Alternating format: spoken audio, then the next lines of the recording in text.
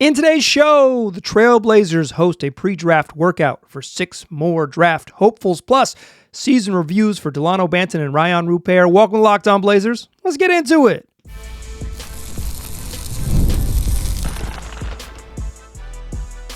You are Locked On Trailblazers, your daily Portland Trailblazers podcast, part of the Locked On Podcast Network.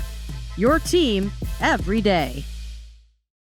What's up, world? It's your past first point guard and Trailblazers reporter Mike Richmond. You're listening to another episode of Locked On Blazers, part of the Locked On Podcast Network, available wherever you get podcasts and also on YouTube. Thanks for making this show your first listen, coming at you each and every weekday, Monday through Friday. So make it a part of your daily routine. Make it your first listen. Tell your friends to do the same. It's Locked On Blazers, your team every day. In today's show, we're talking Trailblazers pre-draft workout. 6 NBA draft hopefuls were at the Blazers practice facility for a publicly disclosed workout with the Blazers staff and et al. There in Tualatin. We'll talk about who was there and names, if any, that you need to know. Plus, we'll continue our season reviews. We're getting to the very end of this thing. And in today's show, we'll talk to Dalano Banton as well as Rayan Rupert as we wrap up our season reviews for the 24-25 season and look ahead to what's next for everybody. Let's start with a little bit of news, though. Blazers hold a publicly disclosed draft workout. I'm saying publicly disclosed because I'm under the impression that over the next month, as we get up to the draft, the Blazers are going to host some workouts that are not disclosed to us publicly, but these are the ones that they announce beforehand. Hey, we're going to have a draft workout tomorrow. And then after they say, hey, we're going to have a draft workout tomorrow, that morning before the media arrives at the practice facility, they say, hey, here's who's going to be here. And they publicly disclose who's working out, right? Not every NBA team does this. I've mentioned this in the past. The Blazers are increasingly fewer teams do this, and certainly fewer, even some teams just don't have media come to the PF for their practice facility. Sorry for the jargon. The practice facility for these types of things, for media availability. But the Blazers do this. It's one of the they're one of the last ones left disclosing this type of information. I will say, very little to hide from in these draft workouts, because you know who knows who worked out where? The agents of all these players that are talking to the other teams. If you want to know who, for instance, Caleb Love worked out with, you can just talk to his agent. If you're an NBA team and you'd like that information disclosed to you, you can ask. There's whom are you hiding from? Here's who came to the Blazers draft workout today. Zach Hicks, a 6'7" forward from Penn State who averaged 11, 5, and 2. That's 11 points, 5 boards, and 2 assists last year at Penn State. Chris Mannon from Vanderbilt, who transferred to Vanderbilt for his final collegiate season. He's a 6'5" senior guard, but he led the Ivy League in steals the prior 2 years before transferring to Vanderbilt. He averaged 6 points, 4 boards, and just under 1.5 assists in his season in the SEC. Wade Taylor IV, the Blazers love Wade IV. Shout out to Wade Baldwin, a 6-foot senior guard from Texas A&M. He was a 3-year starter at Texas A&M, averaged 15.7 points, 3 boards, and 4.3 assists in his final collegiate season as a senior. Shot 32% from the field, 32% from 3. A 6-foot guard who doesn't shoot well doesn't seem like your ideal candidate. Zach Austin from Pittsburgh, a 6'5" senior forward who led the ACC in blocks at 6'5", averaged 1.6 blocks per game, which led the Atlantic Coast Conference in blocks per game. He averaged 9.2 points, 4.7 boards, and just under 1 assist to go with that shot blocking.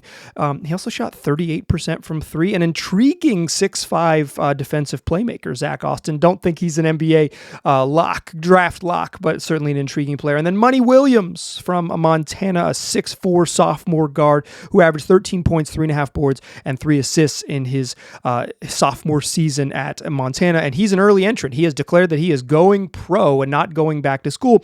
And then the biggest name on this list, the only player that appears in ESPN's top 100 draft hopefuls for this year, is Caleb Love from Arizona. Dude played 5 collegiate seasons. At his most recent one, his graduate year at Arizona, 17 points, 4 boards, 3.4 assists, shot just under 40% from the floor, 34% from 3. He was the Pac-12 Player of the Year in 23-24 and then went back for his final collegiate season in 24-25. Caleb Love has a special place in my heart. He had one of the most important shots in Carolina basketball history when they got to bury Coach K a second time in the Final Four, an iconic moment in Carolina basketball, and I can tell you with confidence, I do not think he's an NBA player. He's a good athlete, and he's the kind of the right size to be a bigger physical guard, but he's just an inefficient college basketball player, and he's going to be 24, I believe, when this regular season starts, 23 on draft night, but 24 before the regular season starts.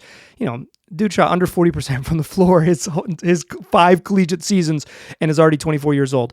And he's the highest rated of these guys that came into the practice facility today.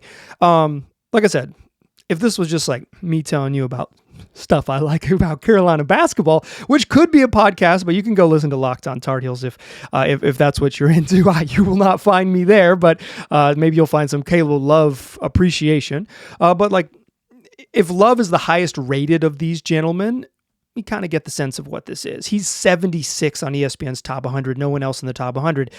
Mind you, there are not 76 draft slots in the 60 selection draft, occasionally with fewer than 60 picks because they take away second round picks from teams.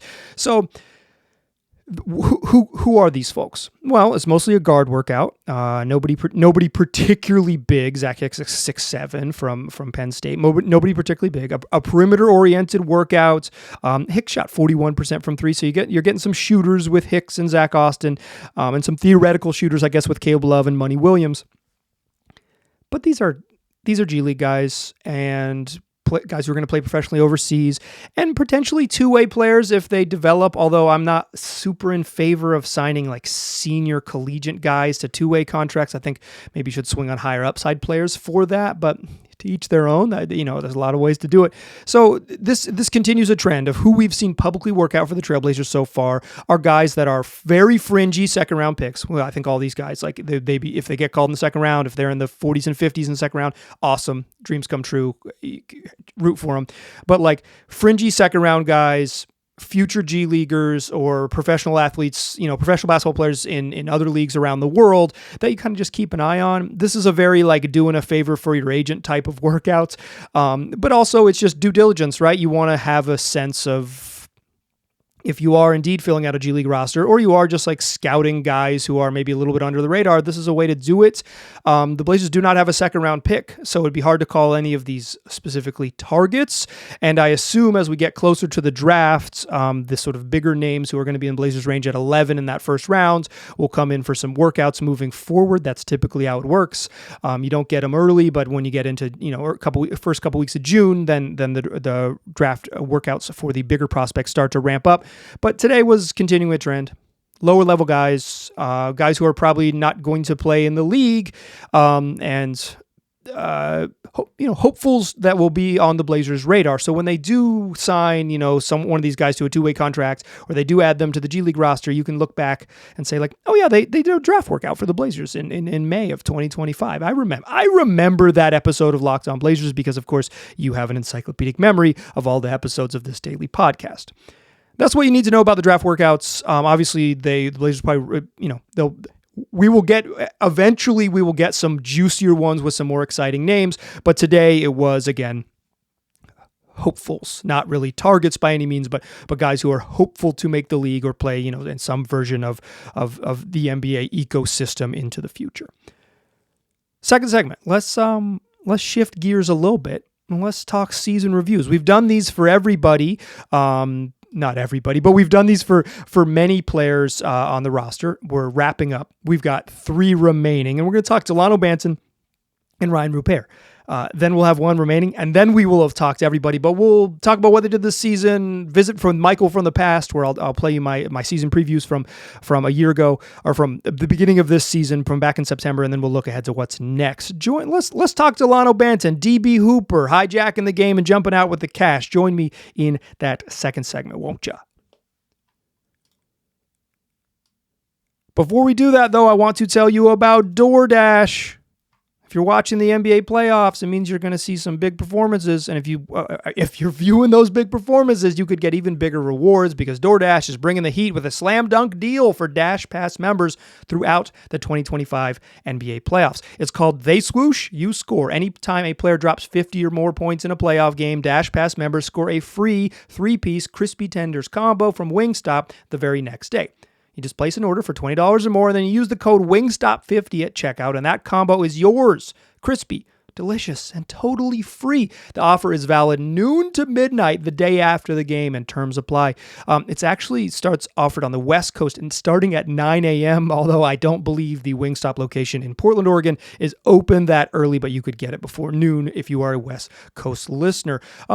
If you've ever looked at your delivery fees on one of these apps or specifically on DoorDash and think like there's got to be a better way. Well, with Dash Pass, it is the better way. You get $0 in delivery fees plus exclusive perks like this one. And think about how much would you save during the course of an entire NBA season on food delivery if you were a Dash Pass member. So here's the play. Sign up for Dash Pass to unlock this and more exclusive deals all season long. When a player scores 50 or more points in a playoff game, Dash Pass members can grab a free 3-piece crispy tenders combo from Wingstop the next day with a $20 or more order with that code WINGSTOP50. That's Dash Pass, your door to more savings, more flavor, and more ways to win. Terms apply. All right. Let's get into our season previews. We're doing this for every player on the roster. Like I mentioned, I tried to say we've done everybody, but I'm getting a little ahead of myself. We're going to do Dalano Banton today. We're going to do Rayan Rupert to close the show, and we'll have one more player remaining, and Duop Reith. Duop just was unfortunately the one who ended up last. That's my... No disrespect to WAP. Somebody had to come last, and he was the one who ended up last. But we're going to talk DB Hooper. What we do in these is we look back to what they did in the 2024, each player did in the 24-25 season. Quick recap of what they did, review their season. Then we'll visit from Michael from the past. I do my season previews at the beginning of every year, talking best case scenario within reason and worst case scenario without injury to kind of set the expectations for the upcoming season. We'll talk about where DB landed in those expectations. And then we'll talk about what's next for DB Hooper.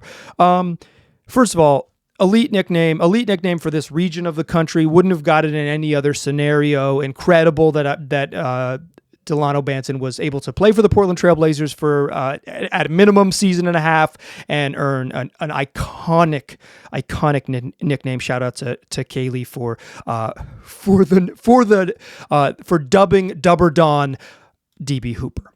Go shop basket ghoul, and get yourself some fun merch. What DB Hooper do during this season? Played 67 games. Averaged 8.3 points. Grabbed 2.0 rebounds. That's 2 boards. And dished out 2.4 assists. Shot 39.1% from the floor and 32.4% from 3, including in addition to 72.8% from the free throw line. He started 7 of his 67 games and averaged 16.7 minutes per night. It was the biggest role of his career in terms of total minutes. He had never in an NBA season played more than he did this year. DB Hooper, Dalano, for the first time, was pretty much a regular part of a rotation, or at least a not outskirtsy, on the fringe guy trying to make it. For the most part, Dalano Banton had a limited, under 17 minutes a night, a limited but pretty consistent role because what he did was unique on the roster, and sometimes it called for it. But he did start the season on the outside of the rotation, played some garbage time minutes, and had a couple DNP CDs that did not play coach's decision. Then the fourth quarter experiment came about. This was the 6th game of the end of the Blazers season. And it quietly started in a blowout loss against Oklahoma City. Dalano Banton played all of his minutes in the fourth quarter, the final 9 minutes and 15 seconds of the game, and he had 11 points and 3 assists, a pretty high-calorie final 9 minutes. This is who he is. He's a high-usage player. If you put him in the game, he's going to do a lot of stuff. Might not always be good, but he's always going to do a lot of stuff. He plays all of his minutes in the fourth quarter. Then the next night, he plays all of his minutes in the fourth quarter again against Phoenix. And the Blazers kind of like pushed this game that should have been a loss, get it just close enough because DB had 12 points and 2 assists in 11 minutes and 40 seconds of the fourth quarter. He starts the fourth quarter. They make this push. They don't end up winning, but he plays all of his minutes again in the fourth quarter and again scores 12 points. He's averaging like 36 points per 36 in these fourth quarters. And so they press the button again. A truly hilarious game against the New Orleans Pelicans. The Blazers were down 3 entering the fourth quarter in New Orleans. Dalano Banton has not played, but in each of the previous 2 games, he has appeared in the fourth quarter. And now the Blazers struggling for offense. Chauncey Billups presses the button. He says, DB, we could use a little bit of offense. And Dalano Banton says, yeah, dog, I got you. Scores 20 points on 8 of 9 shooting, plays every minute of the fourth quarter. He played 12 minutes in the game. All 12 of them came in the fourth quarter. And the Blazers win the game 118-100. Dalano Banton outscored the Pelicans, who had 19 points in the quarter, by himself. And the Blazers go from down 3 to a blowout win at New Orleans on the strength of a DB Hooper heater. Chauncey, of course, broke the spell by saying, like, he's been pretty good. What if we play him in the first half? And 3 days later in the Blazers' next game against San Antonio, Dalano Banton gets first half minutes. The spell is immediately broken, and Banton goes 1 for 8 from the floor. But like what that fourth quarter experiment showed us was kind of what DB's role would be throughout the year. Is like Dalano was going to get called upon when the Blazers just needed offense. When the offense was sputtering, and they would say, "Hey, Banton, can you get in the game and shoot a lot?" And Dalano Banton is going to shoot a lot whether you want him to or not. So dropping him into a situation where you need him to shoot a lot kind of ended up being his role. So he wasn't getting a ton of minutes all the time, but he was in situations where the Blazers offense was sputtering, and it'd be like, we tried Chris Murray in the first half. We just need more offense. And Chauncey would go to Banton as the sort of like this guy who was like specifically brought in to like, Banton, he's going to shoot a lot. He's a dude who's going to call his own number. He's not a playmaker. He's a scorer. He's going to drive to the rim. He's going to take jumpers off the dribble. Like you can give him the ball and he's going to go create shots. Like I've said it before, his best skill in the NBA is field goal attempts, and Banton is going to get field goal attempts up. And when the Blazers were desperate for FGAs, they would call Banton's number. I want to bring in Michael from the past real quick and talk about, or play you my preseason predictions and talk about where Dalano Banton ended up in my best and worst case scenarios from way back then. Take it away, Michael from the past. For Dalano Banton, what's the best case scenario? It's that the versatility he showed, which is the ability to play either big point guard or at a secondary playmaking wing as a small forward 2-guard type, offers some positional versatility for the Blazers, and that his size and his ability to get himself to the rim and to the free throw line because he is so big and has ability to create off the bounce has real value, and that in a much smaller role, he finds some efficiency and he finds a way to fit in and make that versatility be a valuable part when he is not the number one option playing like an all-star level player, and that he is a truly like tertiary or below option offering spot minutes off the bench. Can Dalano Banton be valuable in a way scaled down role? The best case scenario is that yes. The best case scenario is that he scales down the role. Early in his Blazers tenure, he was shooting way above his career averages, which is around 30%. He ended up back around there. He's below 30% for his career, but he's 31 with the Blazers. But if he's like a 30, best case scenario is he shoots back up in that 32, 34%. He has ability to get to the line, and he offers real lineup versatility on both ends of the floor, allowing the Blazers to play really big when they need to with him at point guard and also have more ball handling and more playmaking on the court when he plays. Although I will note that he's more scorer than playmaker naturally. The worst case scenario is that he's clinging to a roster spot. Dalano Banton signed a contract that had a partial guarantee date and then a future partial guarantees and all of that, right? He is a guy that is truly trying to find a place where he sticks in the league. And the worst case scenario is that because the Blazers have players in front of him with the young guards that we've previously mentioned, with Denny Avdia. They're bringing in some competition with Devontae Graham in training camp. The worst case scenario is that he finds himself clinging to a roster spot. He finds himself hoping that he can hang on in the NBA. The worst case scenario is what has looked like for much of Dalano Banton's career, is that he is a survivalist, someone who has to make the most of his opportunities because his opportunities are indeed scarce. Thank you, Michael from the past. So I don't think you could say Dalano Banton hit his best case scenario because he wasn't more efficient. And he was still mostly dropped into that sort of high usage role where it was like, hey, we need you to do a certain thing. Go do your certain thing. And it's always going to be high usage. And by that, I mean, he's going to shoot a bunch. He's going to be on the ball a bunch. Like he's not going to have quiet nights. And that's in some ways by design. In some ways just as like, that's who Banton is. So if you're going to use him, you might as well use him like doing what he does best. I don't think he hit his worst case scenario, because he was in specific moments and specific needs, he was called upon with some regularity. I mean, he played 67 games. He played the most minutes he's ever played in terms of total minutes in an NBA season. He wasn't on the fringes or outside of the rotation for extended stretches. Like, Banton was the guy, and we'll talk about Rayan Rupert to close the show here. Banton specifically wasn't, but like Dalano Banton was the guy when they needed a little bit of bench boost. He was the bench boost, for better or for worse. So what's next for Banton? He enters unrestricted free agency this summer. He's actually the Blazers' technically their only unrestricted free agent. I think Jabari Walker will likely join him in unrestricted free agency, but Walker could potentially be a restricted free agent, so it's not exactly the same thing. I don't think Banton will be back just because of the nature of how NBA rosters work.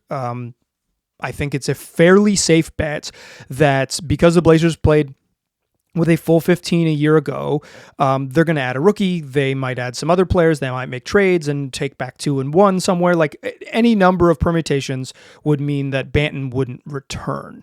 I think that's the most likely scenario. Also, I don't think he's effective enough to be like, you have to pursue Banton, because in a perfect world, you wouldn't need like a sort of high usage, low efficiency field goal attempts merchant. You would like, your younger players would develop and get there. Obviously, you need depth, and there's a world in which, because Banton is unique, right? He's a big guard and can play either like giant point guard lineups or some sort of extra ball handling small forward stuff that he can be useful and helpful. But if I had to guess, he won't be back. He's going to be a minimum guy in the league regardless. So it's not like the Blazers are going to have to fork over a whole bunch of money. It's just, if I had to guess based on the way the roster works now, Banton is going to feel the effects of churn. He's going to feel the effects of just like what it is to move on from guys in the league.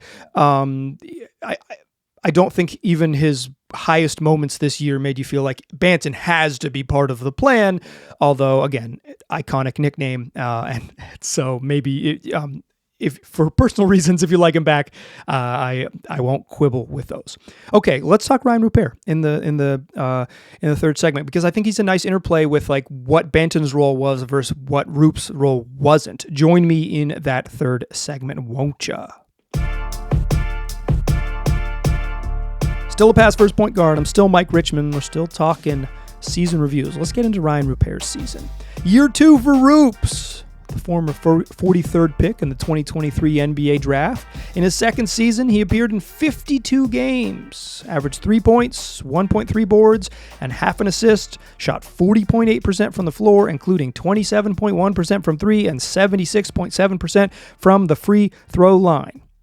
Played about 8.8 minutes a night, and played 460 total minutes after playing 633 as a rookie. He played less. I would say if anyone suffered from the Blazers' steadfast pursuit of the 10th seed in the Western Conference, it was Roops.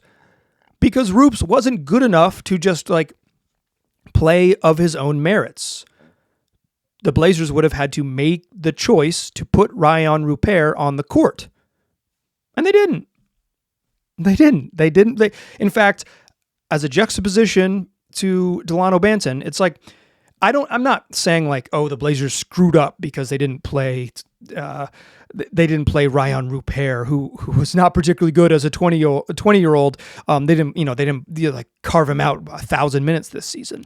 But if their goals had been a little bit different, like the Blazers wanted to win and they played to win, particularly in the second. I don't think at any point this season did they like actively play to lose. They probably lost a Bulls game on purpose in the final 3 minutes, or at least they were okay with losing, so be it. But like there wasn't a stretch where it was like they're making up injuries and they're just like going to go out and lose games, and so be it. There was no capital T tanking this season. There was maybe some lowercase tank moments, but this wasn't a season in any of the 82 games in which they like completely punted on games by any means. And because they didn't do that, Dalano Banton played twice as many minutes more than that. He played almost 3 times as many minutes as Rayan Rupert, because Banton had functional stuff that helped the team, right? The offense sucks. Let's call on Banton because we just need someone to shoot. Rayan Rupert very specifically could not do that. He was not capable of doing that. So you could call on him all you want. Feel free to do some calling. He's not going to be able to get shots up like DB. He's not going to be able to juice the offense. The Blazers were committed to doing a certain thing, which was try to win games. They would have had to carve out developmental minutes for Rupair because, again, wasn't good enough to earn them on his own. It would have been a franchise decision to put him on the court. Franchise made another decision. Sometimes it is what it is. If there is a Rupair game that I remember from this season, it was the 5th game of the year against the Clippers. He played the opening 5 minutes of the fourth quarter, and he scored 7 points on 3 of 3 shooting. Hit a left wing 3 and another jump shot. And the Blazers entered that fourth quarter down 6. They were pretty injured in that that game. No Shaedon Sharpe, who missed the beginning of the season, and they just like needed bodies. And Rupair got a chance early, the way that typically happens in an NBA season. Let's see what Rupes has. And Rupes was pretty darn good in this game. The Blazers entered the fourth quarter down 6. Rupair played the first half of the first 5 and some change minutes of the fourth quarter. They went from down 6 to down 1, and then Anfernee Simons and eventually DeAndre Ayton and a little putback inside. Brought the game home, and the Blazers beat the Clippers on the road. They do not win that game at Into a Dome without Rupes. I remember that happening much later in the season, but apparently it happened October 30th. Who knew? But Rupair was mostly out of the rotation. And by the end of January, the Blazers finally sent him to the G League, where he would appear in a total of 11 games. In the G League, he averaged, he got sort of a little more space to get shots up, and the remix played incredibly fast, but he averaged in 11 G League games this season. Rupair averaged 18.7 points, 5.9 boards, 3.6 assists, 1.5 steals, and half a block. Shot 49% from the floor, including 23% from 3 and 69% from the free throw line. He was 8 of 35 across 11 games from 3. He did not shoot well. And like he has some, I think, early in his, he shot better his rookie season than he did as a sophomore. Some of it is just like he didn't play that much, and when you come in, it's like you're going to shoot once a week. You're going to play on Thursday and then not again till next Wednesday. You get 1 shot attempt. It's like it's hard to develop like consistency. I guess if you can really shoot it, the ball goes in, but I like with such small sample sizes and such a little role and so many garbage time minutes, I think the counting stats and the efficiency stuff is not necessarily notable. I would say Rupair clearly has some defensive instincts, but I would not classify him by any means as a good or impactful defender yet in his career. But he has some interests there and some length. And I think there were some times early in the season when other folks were a little more excited about him than I am. I remain kind of mystified by where he's going to be a contributor on this team, but he's super young. They drafted him in the second round. When you draft a teenager, he was 19 on draft night, or 19 when he started the season. When you draft a teenager in the second round, that player is a project, right? Like you know that this is not like an immediate contributor. If they are, boy, did you strike a gem. But I would say like the way this season went for him, where he played a little bit less because the priorities changed, and he went to the G League and he didn't he was better and had certainly better in the G League than in the NBA, right? But like he didn't show the things you want him to show, which is like a monster shooting game and like some like bigger scoring numbers. There's some numbers to be had. Like Bryce McGowan's lights up the G League, right? And when he plays in the NBA, he looks like a guy who just like isn't as comfortable at that high of a level, right? But Rupes was limited, right? Basically a third of his minutes came in the final 6 games of the season. For my pedants out there, 31.5% of his minutes came in the final 6 games. Through the first 76 games, he barely played. He just didn't play that much. Quite frankly, I must have seen this coming to some extent. Like, I knew he was going to be outside the rotation, right? Like, I'm not. His position on the team didn't come as a surprise to me. I will just say, like, if anyone on the team felt the pinch of the Blazers' pursuit of the play-in tournament, it was Rupes. But Michael from the past apparently didn't do a season preview for Rayan Rupert. I don't have a best and worst case scenario to share with you. It would have been something like the best case scenario is that he carves out a role, and the worst case scenario is that he's a spectator, and he was mostly a spectator. But the question is not why I didn't do a season preview, although I have been questioning myself about that this afternoon. As I record this on Tuesday evening, you're listening to Wednesday, May 28th program, but it's what's next for Rupes. He has a club option, a non-guaranteed deal for next season. It becomes fully guaranteed on July 1st, 2025, which is the start of the new league year. And the option to pick up that club option is June 29th. So I think there is a world in which the Blazers just, catch and release, right? They let Rupair go back and swim in the sea and figure out what's up with him. It doesn't really make sense to me, like, process-wise to do that, because, again, if you draft a teenager in the second round, he's a project, and if you keep Rupair on the team, if you pick up that option and let him just play it out and figure it out at his age 21 season, maybe you see something more. Maybe he takes a big step and is like a functional player in year 3 because he has some tools. He's long. He's got, he showed, I think, more shooting in year 1 than he showed in year 2, but, like, the jump shot doesn't look terrible. It would make the most logical sense that you just, like, add Rupair back to the end of the rotation and hopefully you see something from more of him in year 3. But I think it must be acknowledged that based on the Blazers situation and what maybe they prioritize this summer, Rupair could be someone who ends up on, Rupair could be someone who ends up on the sort of the wrong end of the roster churn. Unlike Banton, who's entering unrestricted free agency, and I don't see a world where logically he comes back, although it's certainly a possibility. Rupair, I'm the other way. I don't see why it would make sense organizationally to punt on him after 2 seasons, because of the understanding of what he was drafted to be, right? Because of the decisions they made prior to it. But certainly it's an option that he is not back, depending on the directions they go. I think Rupes is intriguing, but hasn't been productive enough to have that intrigue have a real hook yet. And Dalano Banton is fun, albeit an inefficient chucker. But if you're into inefficient chuckers, they don't come much more fun than that. Elite nickname, gets shots up. Rupair probably felt the brunt of the Banton's utility came back to bite Rupair's developmental options, developmental sort of investment, developmental minutes, quite frankly, just how much time he was going to get on the court, because Banton offered real utility. Hence, I grouped these guys together. That is 14 of 15 of these season reviews. We're going to do Duop Reith. I did do a season preview for Duop Reith. I've already cut up the Michael from the past, a little tidbit. So I'll share that one with you later this week. Also, first-time guest on the program tomorrow. You are not going to want to miss it.